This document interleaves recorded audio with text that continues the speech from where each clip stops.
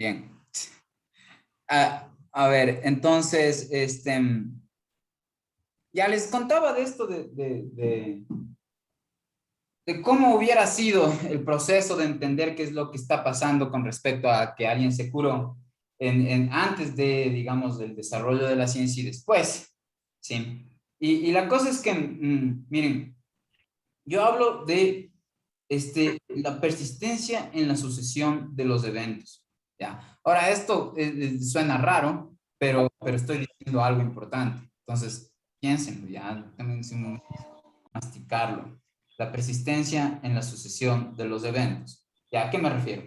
Miren, ¿qué pasa si es que yo tomo esta cosa y le suelto? ¿Ya? Entonces, vuelvo a hacer lo mismo. Y puedo hacer lo mismo más acá, ¿sí? Más alto, más bajo, más allá. Puedo girarme. Mientras hacía cada una de esas cosas, el tiempo empezó a proseguir, ¿no es cierto? Entonces, ¿qué es lo que estoy haciendo? Estoy haciendo esta misma acción, digamos, en distintas posiciones, girado, mientras hablo, mientras hace sol, mientras pasa gente en la calle, y veo que algo se mantiene ahí persistiendo y constante ya. Y es que, digamos, cuando le suelto, no es que se va para adelante, ¿no? O se va para arriba, o le suelto y empieza a describir una forma rara y se va, o le suelto y se convierte en fuego, o en un pájaro, o desaparezco yo. Así que vemos que después de que suelto, el evento uno sería que esto está en mi mano. El evento dos es que esto inmediatamente, ¿no es cierto?, ocupa una posición más abajo. El siguiente evento es que ocupo otra posición más abajo, otra posición más abajo y otra posición más abajo, ¿no es cierto?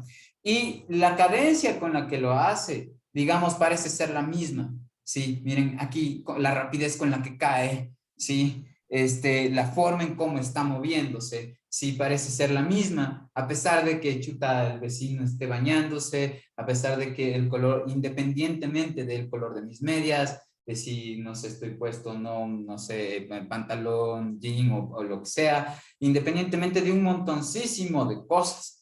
Entonces, lo que se mantiene constante ahí, la estructura, ¿sí? Algo que podamos decir, esto está constante aquí, independientemente de otra serie de factores, eso es importante. Eso es súper importante, digamos, para analizar en todos los aspectos de la ciencia y del pensamiento, ¿ya? Eh, Hay una, digamos, postura ya acerca de qué es lo que debería ser en verdad real. Para muchas personas lo que debería ser en verdad real, lo que único que ameritaría hablarse diciendo esto es cierto, digamos, es aquello a lo que tendríamos acceso común, ¿sí?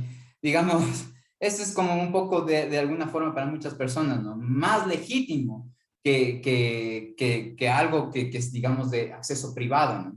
Como que, digamos, ¿qué es de acceso común? Algo que en lo que podamos concordar todos es que la sucesión de los eventos, cómo se fueron desarrollando los eventos, qué evento le sucede a otro, ¿sí?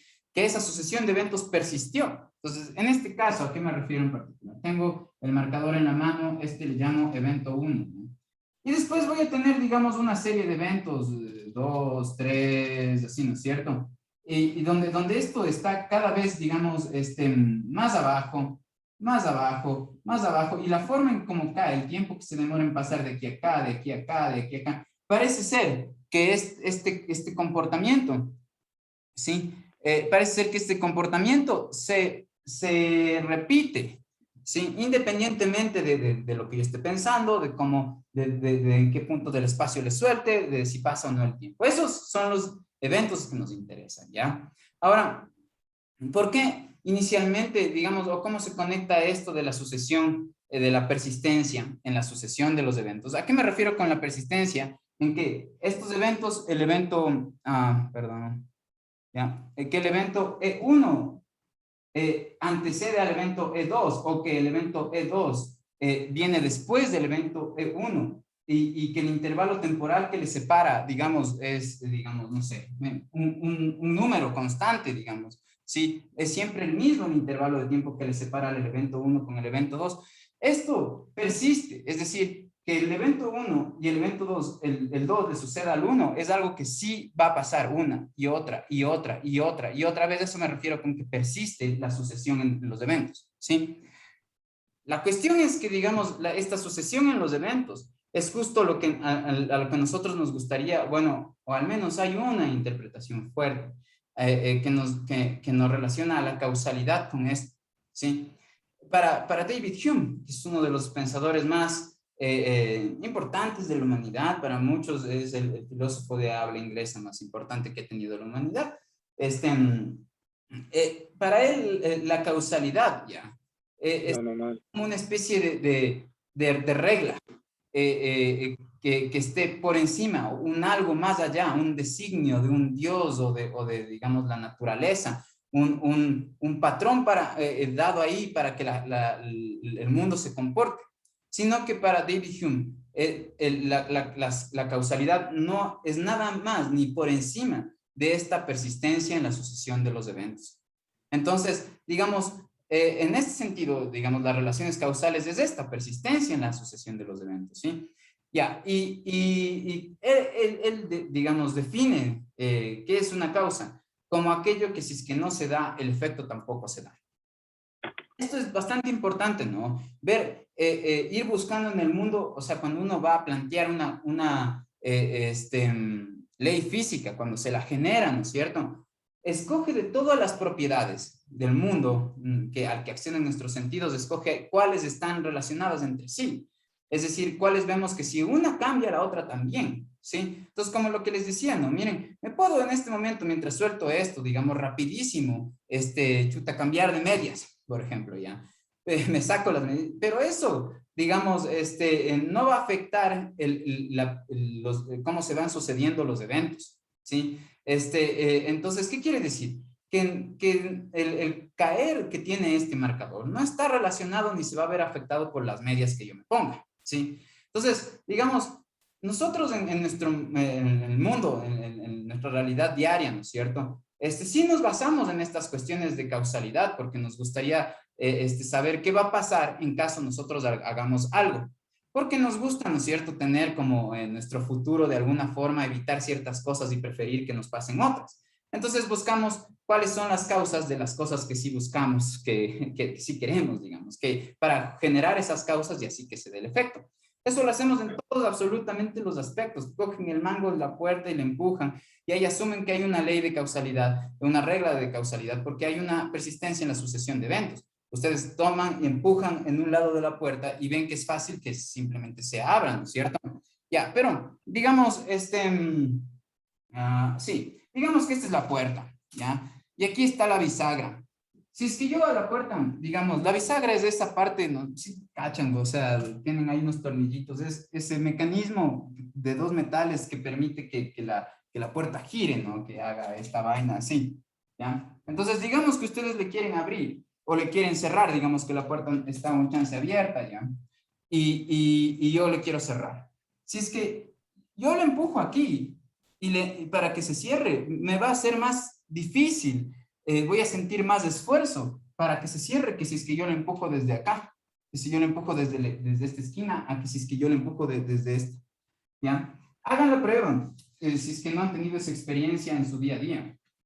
Pero digamos, justo porque uno tiene inconscientemente esa persistencia en la sucesión de los eventos, que si es que empujan en la esquina se abre, necesitan menos esfuerzo, es que ustedes el rato que abren la puerta se les ocurre inmediatamente empujar en la esquina, por eso la chapa está en la esquina, no está cerquita de la bisagra, ¿sí cachan? Ya, entonces, digamos, ¿qué estamos usando aquí? Está implícito en nuestros procedimientos de actuación, en cómo actuamos, esta persistencia en la sucesión de los eventos.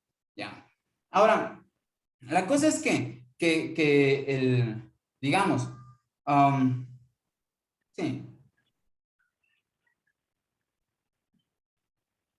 voy a poner un caso así, ¿no? Como el que yo hablaba de la Edad Media, ¿no?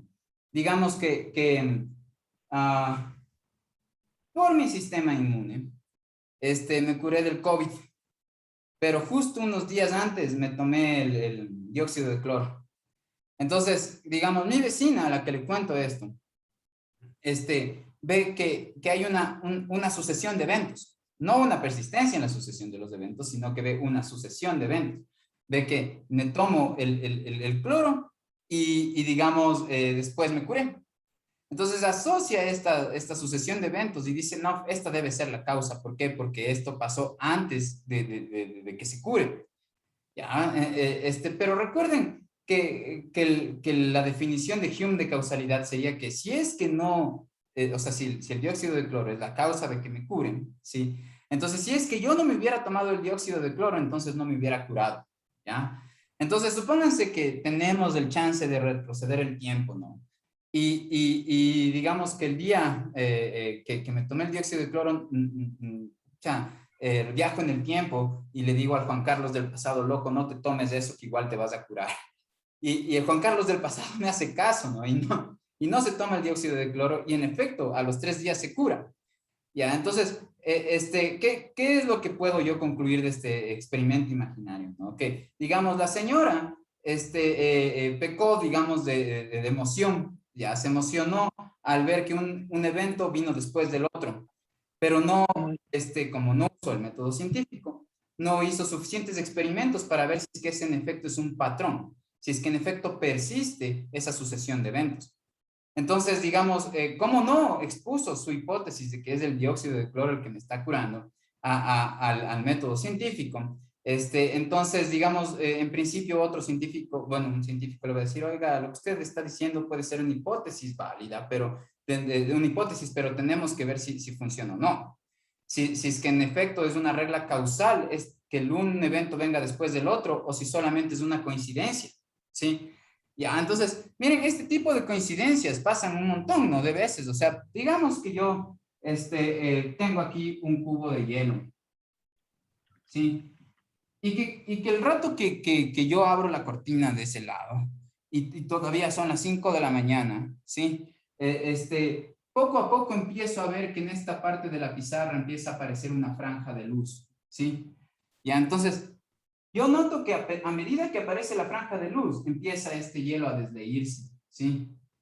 Entonces, digamos, si yo no uso de manera afinada mi manera de explicar, podría terminar aseverando que es esta franja de luz, la existencia de esta franja de luz que aparece en mi pizarra, la que genera o la que causa este deshielo, ¿sí?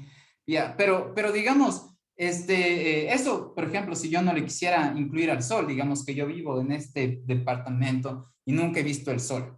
Entonces, cada vez que abro la ventana veo que aquí hay una franja de luz y yo pongo un hielo, se descongela. Como yo no sé de la existencia del sol, entonces no me doy cuenta que el proceso de franja de luz aquí y desleimiento se lo atribuirían en general a la existencia del sol, ¿sí? No así, digamos, la causa de estas dos cosas, estas dos son efectos de la misma causa. No es que esto de aquí es la causa del de acá, ¿sí? Entonces, miren, ante todos estos ejemplos, ¿no es cierto? Miren, si yo estoy con, no sé, o mi familiar o quien sea está con COVID, ¿no? Y pucha, está tose que tose y se le va la respiración. Yo estoy desesperado como familiar, ¿no? De tratar de encontrar algo que en efecto le funcione, ¿no es cierto? ¿Y qué significa que le funcione? Que al hacer yo algo en el presente para el tiempo futuro me dé un efecto que quiero, ¿no es cierto? Y basta con que el vecino me diga, oiga, yo probé y me funcionó, que yo me arriesgue a probar, ¿no es cierto?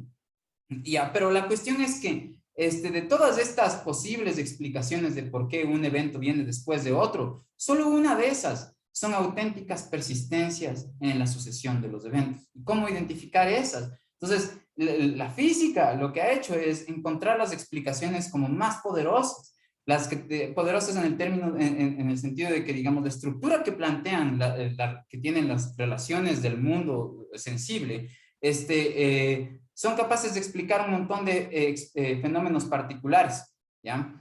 Entonces, miren, ¿a qué me refiero con las relaciones del mundo sensible? ¿No? ¿No es cierto? O sea, como lo que les decía ya. Miren, esto es algo del mundo sensible, algo que yo puedo tocar, ver, oír, sí. La información que me brindan mis sentidos son, digamos, una parte importantísima de la física, no así de las matemáticas. Para las matemáticas yo no necesito usar mis sentidos para nada, para comprobar nada, Las matemáticas, de hecho, no se tratan acerca de nada del mundo en particular, del mundo al que tienen acceso sus sentidos. Son cuestiones abstractas, completamente abstractas, ¿ya? Si yo ponga, por ejemplo, esto, ¿no? Miren, ahora que está aquí el edificio de las matemáticas, que yo ponga, no, que yo ponga esto.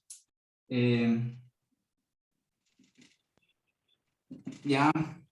¿Qué es una identidad trigonométrica? Si no la han visto, pues vamos a conversar de esto en algún momento. Digamos, esta expresión matemática, ¿a qué se refiere? O sea, ¿cuál es el referente? ¿A qué me refiero con a qué se refiere? Nuestras palabras, digamos, apuntan a algo, ¿ya? Usamos las palabras para exhibir objetos del mundo, ¿no es cierto? Objetos de nuestra, digamos, flujo de discurso interno, emocional o de conceptos. Usamos nuestras palabras para al otro señalarle, mira, a esto me estoy refiriendo, ¿no es cierto? Entonces, miren, el rato que yo pongo aquí, no sé, yo me llamo Juan, ¿no? El rato que pongo Juan, este conjunto de manchas negras que se pronunciarían Juan. No soy yo estoy aquí, ¿sí? O sea, si yo borro a esto, no es que pucha me están borrando la cara y desaparezco, ¿sí? Entonces, digamos, estos símbolos de aquí apuntan a algo, ¿sí? Pero, digamos, a lo que están apuntando no existe en el espacio y en el tiempo. Están apuntando una estructura, una forma en cómo se relacionan las partes, ¿sí? Y mientras que la física lo que hace es tomar este lenguaje que no apunta a nada en particular y le hace una ley de asignación y le dice, ahora vamos a apuntar a algo particular. Entonces, esto de aquí, por ejemplo, va a representar el ángulo con el que algo se mueve. Sí, y ahí cuando dicen, bueno, este de aquí va a representar, va a tratar de expresar esto que yo puedo constatar, palpar con mis sentidos, ahí es cuando recién se empieza a hacer física. Entonces, las matemáticas por sí solas no hablan acerca de nada del mundo al que tienen acceso nuestros sentidos. Es que, digamos, la física lo que hace es justo asociar, digamos, este lenguaje matemático a las relaciones y a las propiedades a las que tiene acceso nuestros sentidos. ¿Sí? Entonces, digamos, este edificio está en otro lado, ¿no? Y yo les hablaba de esta jerarquía, pero yo no pienso que esta jerarquía sea correcta, ya, yo estoy en desacuerdo con esto. Para mí, digamos, todas están como en la misma horizontalmente, ya, en la misma fila, ya. Están interrelacionadas entre sí, pero digamos, cada ciencia en sí mismo habla de cuestiones que hay otras ciencias que no pueden, digamos, analizarlas digamos, no es que todos los discursos que uno pueda dar puedan expresarse en términos de discursos de la física. Yo no creo eso. Entonces, digamos, para mí, este edificio no es así, ya, sino que más bien son departamentos donde está uno al lado de otro, ¿ya? Pero el edificio más grande sí suele ser las matemáticas, porque digamos de ahí se alimentan las otras, ¿no? Usan ese lenguaje para hacer este ligue, ¿no? Entre entidades matemáticas y propiedades del mundo. Ahora, ¿qué es una propiedad? Una propiedad es algo que se puede predicar de las cosas, algo que se puede decir de las cosas, una cualidad que tienen las cosas, ¿no es cierto? Entonces, digamos, a nosotros nos interesan las cualidades físicas y, digamos, algo que puedo yo predicar de mí, por ejemplo, es la posición que tengo. La posición que tengo con respecto a qué, por ejemplo, a la pared. Eso es una propiedad que yo tengo y es una propiedad que le va a importar a la física. También una propiedad, digamos, en la parte de la mecánica, va a ser cómo voy yo de la mecánica clásica, cómo voy yo ocupando distintas posiciones en el tiempo, ¿sí? Ya, estas cuestiones nos interesan un montón, ¿sí? No solo porque el espacio y el tiempo parecen estar relacionadas con la forma en cómo la realidad se nos presenta, ¿sí? La crítica de la razón pura de Kant, que gobernó, digamos, la filosofía de las matemáticas por al menos unos 200 años antes de que llegue Riemann y muestre geometrías neoeuclidianas. Justo lo que analizó es cómo es que el espacio y el tiempo de alguna manera restringen o condicionan o nos dan o son la fuente de cómo se nos va a presentar la realidad. Pero digamos, esto que nosotros podemos analizar de la realidad para Kant habla de la realidad tal como se nos presenta, no habla de la realidad en sí misma. Puede ser que digamos, como pensaba Descartes, que la realidad en sí misma sea de alguna forma muy extraña y que hay un demonio que coge y nos manda, digamos, experiencias sensoriales que no tienen nada que ver con la verdadera forma de la realidad. ¿Sí? Entonces, digamos, física no les va a hablar acerca de la naturaleza última de la realidad. Lo que va a hablar es de ¿Qué es lo que con nuestros sentidos, acerca de lo que con nuestros sentidos podemos encontrar una persistencia en la sucesión de los eventos? Eso. La física va a hablar de esto, de lo que a través de nuestros sentidos podemos constatar que existe, ¿sí? Pero no nos dice algo acerca de la naturaleza última de la realidad, necesariamente, ¿sí? La mayoría de la gente piensa que, digamos, es como que, no sé, la realidad es algo que está tapada por un velo de ignorancia y que lo que la ciencia hace es como quitar el velo de ignorancia y mostrar la verdadera forma de la realidad. Yo no pienso eso. Pienso que, digamos, hay muchas dimensiones como las espirituales, por ejemplo, donde se está en contacto más con la naturaleza de la realidad, o se podría estar en contacto más con la naturaleza de la realidad, al menos la naturaleza trascendente de la realidad, lo que trasciende a mis pensamientos personales y sentimientos personales, ese momento de silencio, de inefabilidad, de donde se le presenta a uno aquello que es indecible, también me parece parte de la realidad y eso, digamos, no es analizable por la física o por algún tipo de ciencia. Entonces, una vez que les menciono esto, les quiero contar algo con respecto a una anécdota de lo que me pasó con un chico de nivelación o de primer semestre de matemáticas, ¿ya? Entonces, o de física, le habían mandado que haga explique un experimento cotidiano a través de la física, ¿ya? Y entonces él como me decía, ¿cómo sería ya? Yo quiero explicar, digamos, cómo se eleva una cometa. Ya, entonces, ¿qué es lo que me decía él, no? Entonces, me decía bueno, lo que pasa es que, digamos, va a relacionar dos cosas que parece que están sucediéndose, un evento sucediendo a otro, y cuáles son las propiedades que estarían relacionadas en esta sucesión de eventos, ¿sí? Entonces, miren, cualquiera que haya hecho volar una cometa puede cachar que cuando se mueve, la cometa está así horizontal, digamos, wow, más bien está así como que en el piso, ¿no? Y este es el hilí. Pero a medida que aumenta la velocidad, esta vez de velocidad, ¿no? Entonces así, esto es una forma de decir que es bastante grande, poner estos signos de mayor que, bueno, si no quieren usarle así, no le usen, solo quiero decir que aquí la velocidad va a ir aumentando, ¿no? Entonces aumenta, primero es poquito y después es grande, digamos, la velocidad, la longitud de esta flecha quiere decir que va aumentando la velocidad en este gráfico, ¿sí? Entonces, digamos, esta persona empieza a correr, ¿no es cierto? Y cuando ya va aumentando la velocidad, lo que nota es que, digamos, la cometa, la coordenada Y de la cometa cambió y aumentó. Entonces, ¿a qué me refiero con la coordenada Y de la cometa? Bueno, lo que yo estoy haciendo ahorita es imaginarme aquí un plano cartesiano, ¿no es cierto? Y que el punto donde se encuentra esto en dos dimensiones estaría en la información de la locación de esto con respecto a este origen de coordenadas estaría dado por dos números, ¿no es cierto? ¿Cuánto yo tengo que caminar hacia la derecha horizontalmente para llegar hacia la cometa y cuánto tengo que caminar a partir de ese punto hacia arriba o hacia abajo para llegar a la cometa? En este caso, fíjense que con respecto a este origen de coordenadas, tendría que caminar, por ejemplo, dos pasos, hacia la derecha y cero hacia arriba, por lo que este punto se identificaría diciendo que, digamos, yo caminé dos a la derecha y cero hacia arriba, ¿sí? Ya. Y luego, por ejemplo, descubre que porque se movió, ¿no es cierto? Uno podría pensar, ¿por qué? Que es debido a que la causa de es que se movió a gran velocidad hacia allá, ¿no es cierto? Entonces, digamos, que es que adquirió otra posición y esta otra posición, digamos, está identificada con la cantidad que tengo que caminar horizontalmente para llegar hasta este punto y la cantidad que tengo que caminar verticalmente para llegar hasta ese punto, desde el origen de coordenadas. Entonces, digamos, supónganse que de aquí a acá, digamos que hay 8 y de aquí a acá, digamos que hay 7. Entonces, uno usa estos dos números para identificar la locación de esto con respecto a este punto, porque hablar, digamos, de posición a secas no tiene sentido, digamos, lo que tiene sentido es hablar de la posición con respecto a otro punto del espacio. Entonces, ese otro punto del espacio es este. Si alguien le dicen, ¿dónde están ustedes? ¿Ya? No, es una pregunta incompleta. O sea, supónganse que ustedes me dicen, ¿dónde estás? Yo estoy con respecto a esto a medio metro.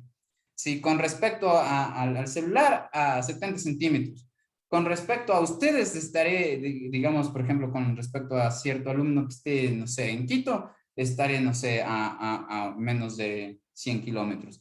Alguien que esté pucha, en Nueva York, estaremos de distancia en 1000 kilómetros. ¿Ya? Entonces, la cosa es que aquí la propiedad de posición, de estar ubicado en algún lugar del espacio, es una propiedad que solamente puede existir, es relativa, es decir, puede existir si es que hay otro punto con respecto al cual se pregunta la posición, ¿sí? Siempre es la posición con respecto a algo, ¿sí? Ya, entonces, en el experimento uno puede, digamos, inicialmente para tener una especie de cuantificación de qué es lo que está pasando y una cuantificación inicial, identificar estos puntos, ¿no? Y digamos que inicialmente la persona estaba quieta. Sí, eso quiere decir que la forma matemática de decir que estaba quieta es decir que, decir que su velocidad era cero. Y después empezó a aumentar la velocidad, de manera que después ya, por ejemplo, tiene velocidad 7 metros por segundo. Esto querría decir que en cada segundo recorrió 7 metros. Es decir, que, por ejemplo, desde aquí hasta acá, si pasó un segundo, entonces recorrió 7 metros. Eso quiere decir que en promedio que tenga esta velocidad, ¿no? Ya, ahora, la cuestión es que, tal como estoy yo relatando esto, la persona, si quiere explicar el experimento, qué es lo que está pasando aquí, lo primero que va a decir es, bueno, aquí hay dos propiedades del mundo que están relacionadas. La altura de la cometa está relacionada con la velocidad de la persona, que a su vez va a ser la velocidad de la cometa por algún momento, ¿no? Sí, miren, si ustedes van en un bus, la velocidad que ustedes tienen con respecto a alguien que está en el piso es la misma velocidad que el bus tiene con respecto a esa persona que está, digamos, que no se subió al bus y está así en la calle viéndolos, ¿no? Es decir, ustedes adquieren con respecto a una persona de afuera la misma velocidad que tiene el bus para esa persona que está afuera viéndoles, si es que está quieta esa persona en la calle, ¿no? Y ustedes están moviéndose. Entonces, aquí podríamos tener una suposición primero deberíamos preguntarnos cuáles son las propiedades que están relacionadas aquí, cuáles son las propiedades que me parecen relevantes, ¿no?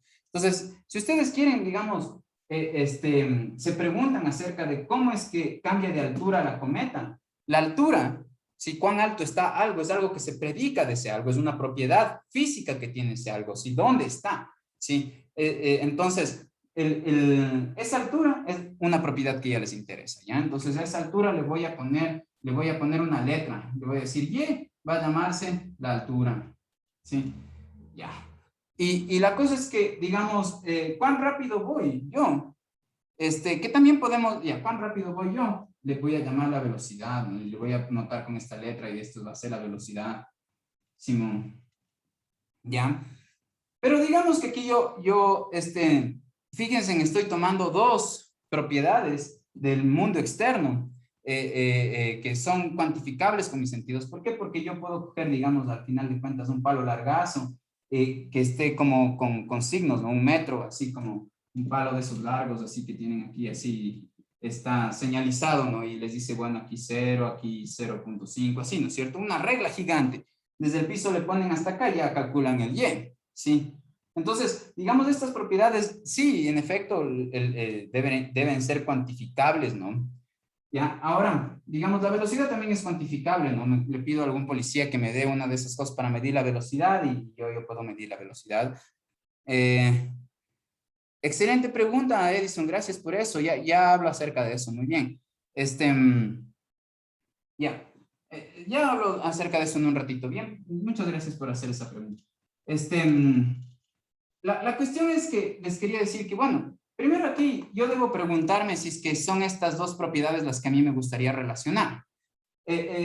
Porque, digamos, esta velocidad no es la velocidad de la cometa, sino mi velocidad, ¿sí? Entonces, digamos, supónganse que eso se les hace un chance extraño, ya quisieran relacionar dos propiedades que tengan la cometa. Entonces, aquí, digamos, podremos asumir, por lo que conté del bus, que la cometa también se mueve con la cadencia con la que ustedes se mueven. Entonces, digamos, podríamos asumir que la velocidad, al menos en la dirección horizontal de la cometa, es la misma velocidad que ustedes tienen. ¿Ya? Pueden hacer una serie de suposiciones de ese estilo. ¿Y cuál sería su objetivo? Su objetivo sería como relacionar esta con esta en una ecuación. Supónganse que la altura es el triple de la velocidad. Hacen un experimento, otro experimento, otro experimento, y resulta que digamos, encontraban siempre esta relación. ¿A qué me refiero con que encontraban esta relación? Aquí es un experimento, ¿no es cierto? Y ahora hay programas para esto, ¿no? Tienen un programa, ya les voy a pasar en el aula virtual, ¿no? Que filma, y el rato que filma el movimiento de algo les va diciendo la velocidad de ese algo, ¿sí? Es bacán el programa. Entonces, digamos, ustedes tendrían ya la capacidad de medir para cada instante cómo va cambiando la Y, cómo va cambiando la velocidad. Entonces, supónganse que en esas mediciones, antes de plantear esta regla de aquí, digamos que en esas mediciones ustedes tienen los siguientes datos, ¿no? Calcularon con ese programa que les digo la velocidad y la altura la miden con reglotas, ¿no? Entonces, por ejemplo, ¿no? Entonces, digamos, notan que cuando la velocidad es, digamos, 1 metro por segundo, la altura de la cometa llegó digamos, 3.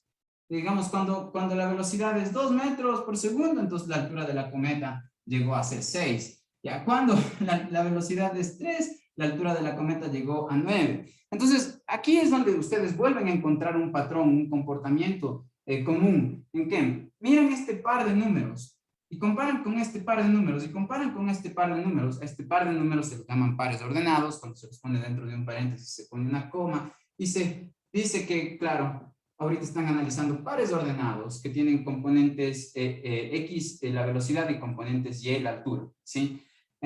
Es una forma en la que podrían analizar esto. Recuerden, siempre pueden interrumpirme si no entienden algo. Edison, ya voy a responder esa pregunta. Pero lo que ustedes pueden darse cuenta en cada uno de estos es que tanto en como en este par ordenado, como en este par ordenado, lo que se mantiene en común es que el número de la derecha es el triple del de la izquierda, ¿sí? Entonces, ¿cómo ustedes reflejan esa relación? Que cuando que la altura va a ser el triple de la velocidad. Esta ecuación, ¿sí? Que la altura es el triple de la velocidad. ¿Ya? Chévere. Digamos, aquí si hacen eso, digamos, están metiendo los piecitos en el agua de la investigación científica, ¿ya? Ya, ahora, la cuestión es que ¿por qué, digamos, la razón por la que la cometa se levanta en la física no va a ser no va a ser esta velocidad solamente, ¿sí? Esto tiene que ver con que, digamos, la física encontró otras relaciones causales, ¿sí? Otras relaciones entre propiedades del mundo sensible, que son capaces, son principios más profundos, son relaciones causales más profundas en el sentido de que esas relaciones pueden explicar muchísimos fenómenos bajo muchísimas distintas circunstancias. Entonces, digamos, en este caso, tal vez la relación entre la altura y la velocidad sí sea esta, pero eso va a pasar solamente en ese día que hice las mediciones, porque ahí en ese día el viento aproximadamente estuvo parecido en todos los instantes del tiempo, moviéndose parecido, la cantidad y densidad, la cantidad de aire que estaba ocupándose por unidad de volumen, por unidad de espacio que puede contener ese aire, digamos, se mantuvo a lo largo de todo el día que hice estos experimentos aproximadamente el mismo, igual con el clima, no llovió, etcétera, ¿no es cierto? Ya, entonces, bajo esas condiciones atmosféricas precisas, digamos que en efecto esta sí es una regla que refleje este comportamiento. Pero la cosa es que si es que yo voy otro día, ya no voy en agosto, sino que voy no sé, voy en algún mes donde casi no haya viento, por más de que yo corra rapidísimo, esta ecuación puede ser que ya no se mantenga y que la cometa o nunca se levante o se levante bien poquito, ¿sí? Entonces, en ese caso, digamos, repiten el mismo experimento, por ejemplo, en otro país, en otra temporada, ¿sí? Y lo que notan es que, digamos, las leyes que definen eso ya no van a ser estas, sino otras. Pues supónganse que esto hacen, no sé, en el Perú, hoy, en este día, y sacan esta ley. Y yo aquí me voy, no sé, a algún parque sim y hago mañana el mismo experimento y saco otra ley, por ejemplo, esta, ¿no? Sí, ya, alguien hace este mismo experimento en otra parte del mundo y saca, no sé, esta ley, así. Y así sacan distintas leyes, ¿no? Ahorita estoy poniendo unas leyes fáciles, ¿no? Ya, entonces, el problema de esto es que esto no tiene una universalidad, digamos, esta no es la relación que va a tener la altura con la velocidad independientemente del lugar donde yo esté o independiente Profe, no se ve de la temporada completo. en la que haga esta investigación. Entonces, el poder de la física es que ha ido investigando estas relaciones causales, esta constatación de la persistencia en la sucesión de los eventos, al punto de que, digamos, va concluyendo o obteniendo estructuras, es decir, formas en las que se relacionan las propiedades que pueden ser expresadas a través de ecuaciones, por ejemplo. Sí, tiene este tipo de ecuaciones, pero que son generales, que funcionan sin importar quién esté observando, la velocidad con la que alguien esté observando eso, el lugar donde se haga, el tiempo donde se haga.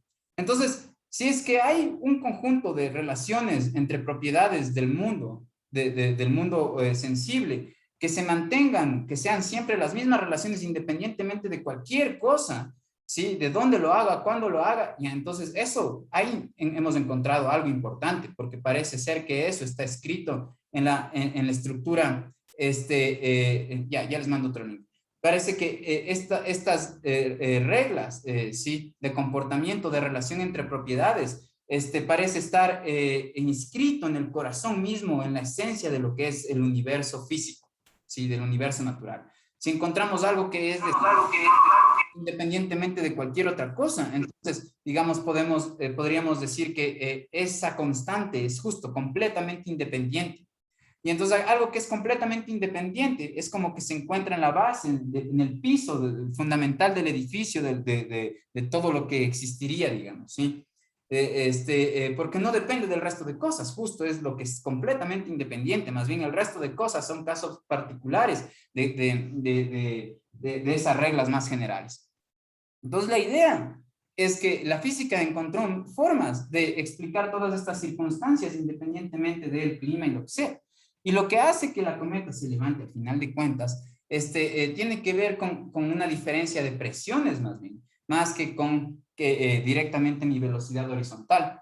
El rato que yo voy rapidísimo hacia adelante, y llevo una cometa, lo que genero es una diferencia de presiones en la parte inferior y superior de la cometa. Una presión puede vérsele como un empujón por unidad de área. Y la cuantificación de la intensidad de ese empujón por cada área que estoy empujando. Entonces, si es que desde abajo de la cometa, digamos que la cometa está así plana, siente la cometa un empujón más fuerte hacia arriba que el empujón que siente la cometa desde arriba hacia abajo, entonces la cometa va a tender a subir. Pero esta diferencia de presiones se da debido a la variación de velocidad. Y entonces, digamos, esta diferencia de presiones que eleva las cosas se aplica a todos, así es como funcionan los aviones. Ya les mando otro link para acabar la clase, ¿sí? Pilas, conéctense de uno.